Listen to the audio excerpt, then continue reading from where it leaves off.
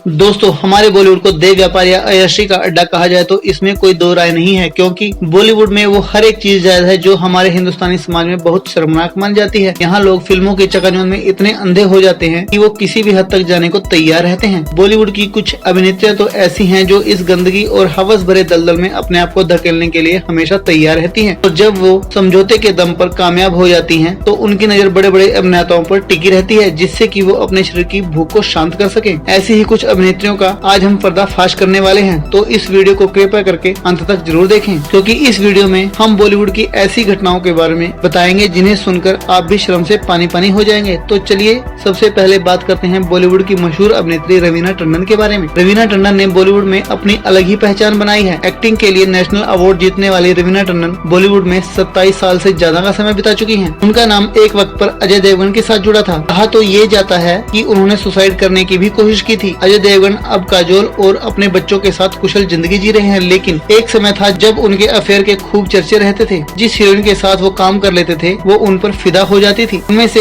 एक हीरोइन रवीना टंडन भी थी। अजय देवगन और रवीना टंडन की इस जोड़ी पर किसी का ध्यान नहीं गया होगा। ये बात उस समय की है जब अजय देवगन ने रवीना टंडन के साथ फिल्म दिलवाले में काम किया था। वो अजय के प्यार में पागल थी। दोनों के अफेयर की खबरें मैगजीन और अखबारों में छपा करती थी। उसी समय अजय देवगन करिश्मा कपूर के साथ फिल्म जिगर की शूटिंग कर रहे थे। तब अजय देवगन ने रवीना टंडन का हाथ छोड़कर करिश्मा का हाथ थाम लिया। ये सब देख रवीना डिप्रेशन में चली गई थी, यहाँ तक कि उन्होंने सुसाइड करने की भी कोशिश की थी। तब अजय देवगन ने एक बयान में कहा था कि रवीना टंडन का सुसाइड अटेम्प्ट केवल पब्लिसिटी का बहाना था, वो बस थोड़ा लाइमलाइट में आने की कोशिश कर रही थी। वहीं रवीना का कहना था कि अजय ने उन्हें लव लेटर लिखे थे और अब वो उन्हें धोखा दे रहे हैं। तब अजय ने कहा था कि रवीना को पागलों के डॉक्टर की जरूरत है, ना वो कभी मेरी दोस्त थी और ना ही मैंने कभी उन्हें प्यार किया। ये सभी वो इमेजिन कर रही है। अजय ने ये भी कहा कि रवीना मेरे नाम से खुद को खत लिखती थी, अगर उनमें हिम्मत है तो वो खत पब्लिश करके उन्हें दिखाए। इतना ही नहीं, अजय ने एक इंटरव्यू में रवीना को धमकी देते हुए कहा था कि अगर वो उन पर इल्जाम लगाना नहीं छोड़ती हैं तो वो